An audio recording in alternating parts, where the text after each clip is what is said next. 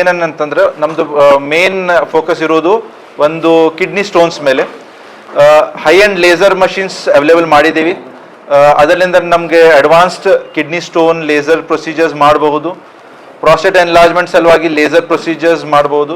ಇದರಿಂದ ಏನಾಗುತ್ತೆ, ಪೇಷಂಟ್ಸಿಗೆ best possible care provide ಮಾಡ್ಬೋದು.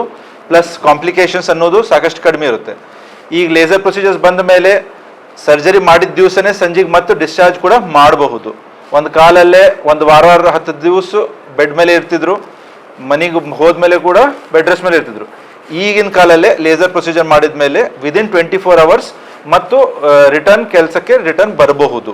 ಸೊ ಆ ಫೆಸಿಲಿಟಿ, ಆ ಅಡ್ವಾಂಟೇಜ್ ಅನ್ನೋದು ಇರುತ್ತೆ. ಸೊ ಇದನ್ನು ಬಿಟ್ಟು ಕಿಡ್ನಿ ಟ್ಯೂಮರ್ಸಿಗಾಗಲಿ, ಪ್ರಾಸ್ಟೇಟ್ ಕ್ಯಾನ್ಸರಿಗಾಗಲಿ, ಯೂರಿನ್ ಬ್ಲಾಡರ್ ಕ್ಯಾನ್ಸರಿಗಾಗಲಿ ಅಡ್ವಾನ್ಸ್ ಲ್ಯಾಪ್ರೋಸ್ಕೋಪಿಕ್ ಸರ್ಜರೀಸ್ ಅವೈಲೇಬಲ್ ಇದೆ.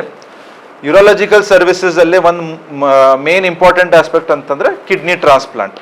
So kidney failure patients dialysis ಮೇಲೆ ಇದ್ದಾಗ ಎಲ್ಲ ಫೆಸಿಲಿಟೀಸ್ ಅವರಿಗೆ ಸಿಗಲ್ಲ, ಅಂದರೆ ರಿಕವರಿ ಸಬ್ ಆಪ್ಟಿಮಲ್ ಇರುತ್ತೆ.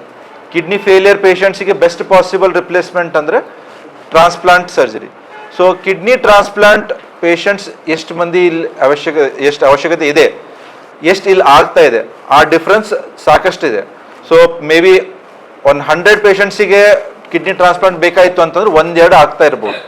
ಸೊ ಆ ಗ್ಯಾಪ್ ಅನ್ನೋದು ಸೊಸೈಟಿಯಲ್ಲಿ ಅನ್ಮೆಟ್ ನೀಡ್ ಸಾಕಷ್ಟಿದೆ. ಸೊ ಆ ಗ್ಯಾಪನ್ನು ಫುಲ್ಫಿಲ್ ಮಾಡಲಿಕ್ಕೆ ನಾವು ಪ್ರಯತ್ನ ಮಾಡ್ತಾ ಇದ್ದೀವಿ. ಸೊ ಕಿಡ್ನಿ ಟ್ರಾನ್ಸ್ಪ್ಲಾಂಟ್, ಅದರ ಜೊತೆ ಲಿವರ್ ಟ್ರಾನ್ಸ್ಪ್ಲಾಂಟ್ ನಮ್ಮ ಹಾಸ್ಪಿಟಲದ್ದು ಒಂದು ಮೇನ್ ಇಂಪಾರ್ಟೆಂಟ್ ಆಸ್ಪೆಕ್ಟ್ ಇದೆ. ಸೊ ಕಿಡ್ನಿ ಟ್ರಾನ್ಸ್ಪ್ಲಾಂಟ್ ಮೇಲೆ ಕೂಡ ಫೋಕಸ್ ಮಾಡ್ತಾ ಇದ್ದೀವಿ. ನಮಸ್ಕಾರ, ನಾನು ಉದಯ್ ಕಸ್ಗೆ ಅಂತೇಳಿ, incharge emergency medicine NK hospital, ತುರ್ತು ಚಿಕಿತ್ಸಾ ವಿಭಾಗ. ಈಗ ಎಲ್ಲ ಹಾಸ್ಪಿಟಲ್ದಾಗ ನೋಡ್ರಿ, ಈಗ ಎಕ್ಸಾಂಪಲ್ ಕೊಡ್ತೀನಿ. ಎನಿ ಪೇಷಂಟ್ ಬಂದ ತಕ್ಷಣ ಫಸ್ಟ್ ICUಲಿಂದ ಡಾಕ್ಟರ್ ಬರ್ತಾರೆ, ಅಥವಾ ಯಾರೋ ಒಬ್ಬರು first initially nursing staff attend ಆಗ್ತಾರೆ. ಆಮೇಲೆ ಒಂದು ಸ್ವಲ್ಪ ಟೈಮ್ ತೊಗೊಂಡಾದ್ಮೇಲೆ ಮತ್ತು ಇಂಟ್ಯೂಬೇಷನ್ ಟೈಮ್ ಇನ್ನೂ ಒಂದು ಸ್ವಲ್ಪ. ಎನಿವೇ ಮ್ಯಾಗನ ICU ಡಾಕ್ಟರ್ಸು ಬ್ಯುಸಿ ಇದ್ರಂದರೆ ಕೆಳಗೆ ಪೇಷಂಟ್ ನೋಡೋ ಡಿಲೇ ಆಗ್ತೈತಿ. So that is golden hour ಅಂತಾರೆ, first 1 hour. So that will be missing.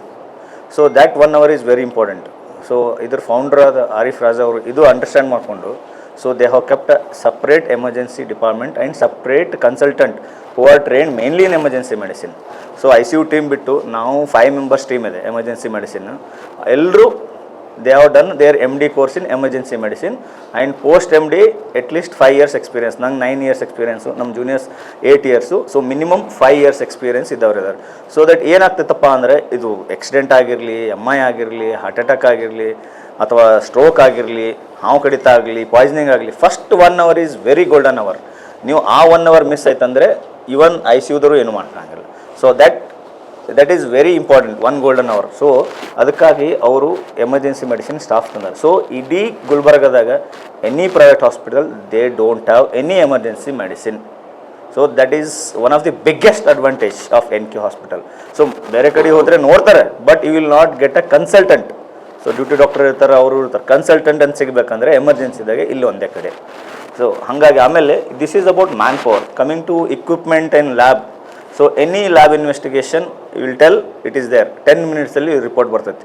ಬೇರೆ ಕಡೆ ಫಾರ್ ಎಕ್ಸಾಂಪಲ್ MI ಇರ್ತದೆ, ಕನ್ಫ್ಯೂಷನ್ ಇರ್ತೈತೆ, ಅವಾಗ ECG ಚೇಂಜಸ್ ಇರ್ತೈತಿ, ಡ್ರಾಪ್ ಆಗಬೇಕಾಗ್ತೈತಿ. ಸೊ ಅವಾಗ 1 hour ಅಲ್ಲೇ ಡಿಲೇ ಆಯ್ತಂದ್ರೆ ಏನು ಮಾಡೋಕ್ಕಾಗಿಲ್ಲ, ಯಾಕಂದ್ರೆ ಒಬ್ಬೊಬ್ಬರು ಬೇರೆ ಕಡೆ ಕಳಿಸ್ತಾರೆ. ಬಟ್ ಇಲ್ಲಿ ಇನ್ ಹೌಸ್ ಇದೆ. So within 10 minutes will get the result. CT in house ಇದೆ, nowhere it is there most of the hospitals. Bed side ultrasound ಈಗ ಏನಾಗ್ತೈತಿ, ಒಂದೊಂದ್ಸಲ ಓಕೆ ಡ್ರಾಪ್ ಏನೋ ಮಾರ್ಜಿನ್ ಬರ್ತೈತಿ, ಎಕೋ ಮಾಡಿ ನೋಡ್ಬೇಕಾಗ್ತೈತಿ. So that is bed side echo. So all equipments, so any equipment you ask, it is there in the NK emergency medicine separately. Not like combine, ಇಲ್ಲ ನಾವು ICUಲಿಂದ ತರಿಸ್ತೇವಿಲ್ಲ. They have kept dedicatedly for emergency medicine. I feel this is one of the best emergency medicine department in all over north Karnataka. So I hope if you take the advantage of this hospital, patient 100% improvement ಇರ್ತೈತಿ, guarantee. ಯಾಕಂದ್ರೆ advantage is consultant is available. So any emergency either from birth till 99 any emergency will handle. So every one is train. Like ಇಲ್ರಿ ಮಕ್ಕಳು ಬಂದರೆ ನೋಡಲ್ಲ ನಾವು, ಮುದುಕರು ಅಂದರೆ age related ಇದ್ದರೂ ಇಲ್ಲ. Any emergency from 0 to death. ಅಲ್ಲ, ಸಿ ಅಪ್ಫಾಲ್ ಡೌನ್ಫಾಲ್ ನಾವು ಅದು ಮುಂದಿನ ಪ್ರಿಡಿಕ್ಟ್ ಮಾಡೋಕ್ಕಾಗಂಗಿಲ್ಲ. Till management supports is there, will be there. ಯಾಕಂದರೆ Arif Raja, he is very goal oriented. So I don't know, I have not work with other hospital, ನೀವು ನೋಡಿರ್ತೀರಿ. So ಒಂದು major hospitals ನಾನು ಮಾತಾಡೀನಿ, ಇನಿಷಿಯಲಿ ಏನಾಗಿರ್ತೈತಿ ತೊಗೊಂತಾರೆ, ಆಮೇಲೆ ಪೇಷಂಟ್ ಡೌನ್ ಫಾಲ್ ಆಗ್ತೈತಿ, ಬಿಡ್ತಾರೆ ಇಲ್ಲ. So we have before coming and joining here we have discussed everything, all those things. So he is fully in support irrespective of patient input ಆಗಲಿ ಏನೇ ಆಗಲಿ. Till this hospital 100 years ಇದ್ರೂ 100 years will be here. ನನ್ನ ಹೆಸರು doctor Mahalinga. ನನ್ನ schooling ಮತ್ತು PUC ಇಲ್ಲೇ ಗುಲ್ಬರ್ಗದಲ್ಲಿ ಆಗಿರುತ್ತೆ. ಆಮೇಲೆ ನನ್ನ MBBS ಬಂದುಬಿಟ್ಟು ಬ್ಯಾಂಗ್ಳೂರ್ ಮೆಡಿಕಲ್ ಕಾಲೇಜಲ್ಲಿ ಮಾಡಿರ್ತೀನಿ, ವಿಕ್ಟೋರಿಯಾ ಮಾಣಿವಿಲಾಸ್ ಮತ್ತು ಮೆಂಟೋ ಹಾಸ್ಪಿಟಲಲ್ಲಿ. ಅದಾದಮೇಲೆ ನಾನು MS ಆರ್ಥೋಪೆಡಿಕ್ಸ್ ರಾಯಚೂರಲ್ಲಿ ರೇಮ್ಸ್ ಹಾಸ್ಪಿಟಲಲ್ಲಿ ಮಾಡಿದ್ದೀನಿ, MS ಆರ್ಥೋಪೆಡಿಕ್ಸ್. ಅದಾದಮೇಲೆ ನಾನು ಅಲ್ಲೇ ಒಂದು ವರ್ಷ SRship ಮಾಡಿ, ಅದಾದಮೇಲೆ ಬೆಂಗಳೂರಲ್ಲಿ ಒಂದು 6 months ಬೇರೆ ಮಲ್ಟಿಸ್ಪೆಷಾಲಿಟಿ ಹಾಸ್ಪಿಟಲ್ ವರ್ಕ್ ಮಾಡಿ, then I went on to do fellowship in minimally invasive and endoscopic spine surgery. So ಇದ್ರ ಬಗ್ಗೆ ನಾನು ಸ್ವಲ್ಪ ಹೇಳಬೇಕು. ಈಗ ಸ್ಪೈನ್ ಸರ್ಜರಿ ತುಂಬ ಜನಕ್ಕೆ ಬ್ಯಾಕ್ ಪೇನ್ ಅಂತ ಇರುತ್ತೆ, ನೆಕ್ ಪೇನ್ ಅಂತ ಇರುತ್ತೆ. ಡಾಕ್ಟರ್ ಹತ್ರ ಹೋಗ್ತೀರಾ, ತುಂಬ ಕಡೆ ಹೋಗ್ತೀರಾ, ಒಂದು ಫಿಸಿಯೋಥೆರಪಿಸ್ಟಿಂದ ಹಿಡ್ಕೊಂಡು ಸ್ಪೈನ್ ಸರ್ಜನರು ವಿಸಿಟ್ ಮಾಡ್ತಾ ಇರ್ತೀರಾ. ಸೊ ಅಲ್ಲಿ ಏನಾಗುತ್ತೆ, ಕರೆಕ್ಟಾಗಿ ಒಂದು ಬ್ಯಾಕ್ ಪೇನಿಂದ source of back pain we should know. ಅದು ಕರೆಕ್ಟಾಗಿ ಗೊತ್ತಾಗೋದು MRI ಆದಮೇಲೆ, ಡಾಕ್ಟ್ರ್ ನೋಡಿದ್ಮೇಲೆ, ಎಲ್ಲ ಪರೀಕ್ಷೆ ಮಾಡಿದ್ಮೇಲೆ ಗೊತ್ತಾಗುತ್ತೆ. ಸೊ ಇದಕ್ಕೆ ಸ್ಪೈನ್ ಸರ್ಜನ್, ಸ್ಪೆಷಲ್ ಆಗಿ ಟ್ರೈನ್ಡ್ ಆಗಿರೋ spine surgeon is very important.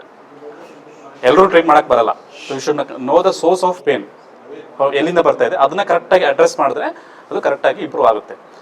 ಮತ್ತು ಸ್ಪೈನ್ ಸರ್ಜರಿ ಅಂದ್ಕೊಂಡ್ರೆ ತುಂಬ ಜನಕ್ಕೆ ಒಂದು ಅದ್ರ ಬಗ್ಗೆ ಒಂದು ಭಯ, ಅದ್ರ ಬಗ್ಗೆ ಒಂದು ಮೂಢನಂಬಿಕೆ ಅಂತ ಹೇಳ್ಬೋದು. ಏನಂದರೆ ಸ್ಪೈನ್ ಸರ್ಜರಿ ಮಾಡ್ಕೊಂಡ್ರೆ ಪ್ಯಾರಲೈಸ್ ಆಗುತ್ತೆ ಅಂತ ಕೆಲವೊಬ್ರಿಗಿದೆ. ಆಮೇಲೆ ಅದು ಮತ್ತೆ ಇದು ಕಂಪ್ಲೀಟಾಗಿ ವಾಸಿ ಆಗಲ್ಲ ನೋವು ಅಂತ ಕೆಲವೊಬ್ಬರಿಗಿದೆ. ಅದಾದ್ಮೇಲೆ ಬೇರೆ ಕಾಂಪ್ಲಿಕೇಶನ್ ಎಲ್ಲ ಆಗುತ್ತೆ ಅಂತ ಕೆಲವೊಬ್ಬರಿಗೆ ಇದೆ. ಈಗ ಅದು ಎಲ್ಲ ಮುಂಚೆ ಒಂದು 20 ರಿಂದ 30 ವರ್ಷ ಹಿಂದಿನ ಮಾತಿದು. ಈಗ ಟೆಕ್ನಾಲಜಿ ಮತ್ತು ಇದು ಮೆಡಿಕಲ್ ಟೆಕ್ನಾಲಜಿ ಮತ್ತು ಎಲ್ಲ ಇಕ್ವಿಪ್ಮೆಂಟ್ಸ್ ಎಷ್ಟು ಇಂಪ್ರೂವ್ ಆಗಿದೆ ಅಂದರೆ, ನಾವು ಮುಂಚೆ ಎಲ್ಲ ಓಪನ್ ಸರ್ಜರಿ ಮಾಡ್ತಾ ಇದ್ವಿ, ಈಗೂ ಮಾಡ್ತೀವಿ ಕೆಲವೊಂದು ಇಂಡಿಕೇಶನ್ಸಲ್ಲಿ. ಈಗ ಟೆಕ್ನಾಲಜಿ ಹೆಂಗೆ ಮುಂದೆ ಬಂದಿದೆ, ಎಂಡೋಸ್ಕೋಪಿ ಮತ್ತು ಇನ್ವೇಸಿವ್ ಟೆಕ್ನಿಕ್ಸಿಂದ ಮಾಡ್ಬೋದು. ಅಂದರೆ ದೊಡ್ಡ ಗಾತ್ರದ ಒಂದು ಗಾಯ ಮಾಡೋದು ಬೇಕಾಗಿಲ್ಲ ಓಪನ್ ಸರ್ಜರಿ ಮಾಡೋಕ್ಕೆ. ಸೊ ಅದಕ್ಕೆ ನಮಗೆ ಬೇಕಂತ ಇಕ್ವಿಪ್ಮೆಂಟ್ಸ್ ತುಂಬ ಇಂಪಾರ್ಟೆಂಟು. ನಮ್ಮ ಹಾಸ್ಪಿಟಲ್ಲಿ ಆ ಇಕ್ವಿಪ್ಮೆಂಟ್ಸ್ ಎಲ್ಲ ತರ್ತಾ ಇದ್ದೀವಿ. ಆ ಎಕ್ವಿಪ್ಮೆಂಟ್ಸಿಂದ ನಾವು ಈ ಮಿನಿಮಲಿ ಇನ್ವೇಸಿವ್ ಮತ್ತು ಎಂಡೋಸ್ಕೋಪಿಕ್ ಸ್ಪೈನ್ ಸರ್ಜರಿ ಮಾಡ್ತೀವಿ. ಇದರಿಂದ ಅಡ್ವಾಂಟೇಜ್ ಏನಂದರೆ, ಪೇಷಂಟ್ಸ್ ಬರ್ತಾರೆ, ಬಂದ್ಬಿಟ್ಟು MRI ಎಲ್ಲ ಮಾಡಿಸ್ಕೊಂಡು ಬರ್ತಾರೆ, ಇಲ್ಲಿ ತೊಂದರೆ ಇದೆ ಅಂದಮೇಲೆ ಅದನ್ನು ನಾವು ಒಂದು ಸಣ್ಣ ಗಾತ್ರದ ಒಂದು 1 centimeterಕಿಂತ ಕೆಳಗಡೆ ಇರುತ್ತೆ ಇನ್ಸಿಷನ್. ಅದರಿಂದನೇ ನಾವು ಡೈರೆಕ್ಟಾಗಿ ಒಳಗಡೆ ಸ್ಕೋಪ್ ಹಾಕಿ, ಈಗ ನಾವು ಮುಂಚೆ ಹರ್ನಿಯಾ ಸರ್ಜರಿ ಮತ್ತು ಇದು ಅಬ್ಡೊಮೆನಲ್ಲಿ ಇದು ಏನಂತಾರೆ ಅಪೆಂಡಿಕ್ಸ್ ಸರ್ಜರಿ, ಅವ್ರು ಏನು ಮಾಡ್ತಿದ್ವಿ, ಓಪನ್ ಆಗಿ ಮಾಡ್ತಿದ್ರು. ಈಗೆಲ್ಲ ಎಂಡೋಸ್ಕೋಪ್ ಮಾಡ್ತಿದ್ದಾರೆ. ಅದೇ ಥರ ಸ್ಪೈನಲ್ಲೂ ಕೂಡ ಎಂಡೋಸ್ಕೋಪಲ್ಲಿ ಮಾಡ್ತೀವಿ. ಸರಿನಾ? Good afternoon. ನಾನು doctor Shrutika, consultant gynaecologist NK Hospital. On 1st July, on the event of Doctors Day, we are going to conduct a free health camp for women. ಎಲ್ಲ ಹೆಣ್ಮಕ್ಳಿಗೆ ಸ್ತ್ರೀ ರೋಗ ತಜ್ಞರಿದ್ದೀನಿ ನಾನು. ಎಲ್ಲ ಹೆಣ್ಮಕ್ಳಿಗೆ ಸ್ತ್ರೀ ಇರೋಂಥ ಪ್ರಾಬ್ಲಮ್ಸ್ ಏನೇ ಇರಲಿ, menstrual problems, cancer awareness screening mainly ಅದಕ್ಕೆ ಮಾಡ್ತಾ ಇದ್ದೀವಿ. HPV vaccine will make available free. So ಅದು ಡೋಸ್ ಇರುತ್ತೆ 0 to 6 ಅಂತ. ಸೊ ಆ ಡೋಸ್ ತೊಗೊಂಡ್ರೆ ಕ್ಯಾನ್ಸರಿಂದ ಫ್ರೀ ಆಗ್ಬೋದು. ಸೊ ಅದರ ಅರಿವು ಮೂಡಲಿಕ್ಕೆ ನಾವು ಕ್ಯಾಂಪ್ ಮಾಡ್ತಾ ಇದ್ದೀವಿ. ಸೊ ಎಲ್ಲ ಹೆಣ್ಮಕ್ಳಿಗೆ ಇದು ಹೋಗಬೇಕು ಅಂತಂದರೆ ಕ್ಯಾಂಪ್ ಮಾಡ್ತಾ ಇದ್ದೀವಿ ಅಂತ ತಿಳಿಸ್ಕೊಡ್ಬೇಕು. ಹಾಂ ಕಂಟಿನ್ಯೂ ಮಾಡ್ತೀವಿ. ಅದು all the time, mainly awareness of cancer screening, mainly ಅದಕ್ಕೋಸ್ಕರನೇ. ಗರ್ಭಕೋಶದ ಕ್ಯಾನ್ಸರ್ ಭಾಳ ಇದೆ ಅದಕ್ಕೆ. ಆಮೇಲೆ ಮೆನ್ಸ್ಟ್ರಲ್ ಪ್ರಾಬ್ಲಮ್ಸ್ ಏನೇ ಇರಲಿ, fibroids, all advanced laparoscopy, white discharge, ಒಂದು ಮುಟ್ಟು ಸ್ರಾವ ಮುಗಿತದ, ಪೋಸ್ಟ್ ಮೆನೋಪಾಸಲ್ ಕ್ಲಿನಿಕ್ ಎಲ್ಲ. ಮಕ್ಕಳೆಲ್ಲ ಬಂಜೆತನ ಪ್ರಾಬ್ಲಮ್ ಇದ್ದವರಿಗೂ ಇಲ್ಲಿ ಟ್ರೀಟ್ಮೆಂಟ್ ಇದೆ. ಆಮೇಲೆ ಹಿಸ್ಟೋಸಲ್ಫಿಂಗೋಗ್ರಫಿ ಅದೂ ಇದೆ ಇಲ್ಲಿ. ಯಾರಿಗೆ ಮಕ್ಕಳಾಗಿಲ್ಲ, ಟ್ಯೂಬ್ ಪೆಟೆನ್ಸಿ ನೋಡೋಕ್ಕೆ, ಟ್ಯೂಬ್ ಟೆಸ್ಟ್ ಮಾಡೋಕ್ಕೆ, ಟ್ಯೂಬ್ ಬ್ಲಾಕ್ ಇದ್ದರೆ ಮಕ್ಕಳಾಗಲ್ಲ ಕೆಲವೊಬ್ರು ಜನಗೆ. ಸೊ ಅದು ಪೆಟೆನ್ಸಿ ನೋಡೋಕ್ಕೆ ಅದೂ ಫೆಸಿಲಿಟಿ ಇದೆ. ಈವನ್ ಹಿಸ್ಟೋಸ್ಕೋಪಿಕ್ ಗೈಡೆಡ್ ಏನಾದರೂ ಕೆಟ್ಟ ಮಾಂಸಗಳು ಬೆಳೆದ್ರೆ ಅದನ್ನು ತೆಗಿಯೋಕ್ಕೆ ಅದೂ ಫೆಸಿಲಿಟಿ ಇದೆ. ಬಯೋಪ್ಸಿ ಮಾಡ್ಬೋದು. ಈವನ್ ಕಾಂಟ್ರಸೆಪ್ಷನ್ ಅಂದರೆ ತಡೆ ಹಿಡಿಲಿಕ್ಕೆ, ಮಕ್ಕಳು ಈಗ ಒಂದು ಸಿಸರೇನ್ ಆದಮೇಲೆ ಮತ್ತೆ ಇನ್ನೂ ಪ್ಲ್ಯಾನು ಮಾಡಲ್ಲ, ಇನ್ನೂ ಒಂದು 3 months ಮತ್ತೆ ಪ್ರೆಗ್ನೆನ್ಸಿ ಮಾಡ್ಕೊತಾರೆ.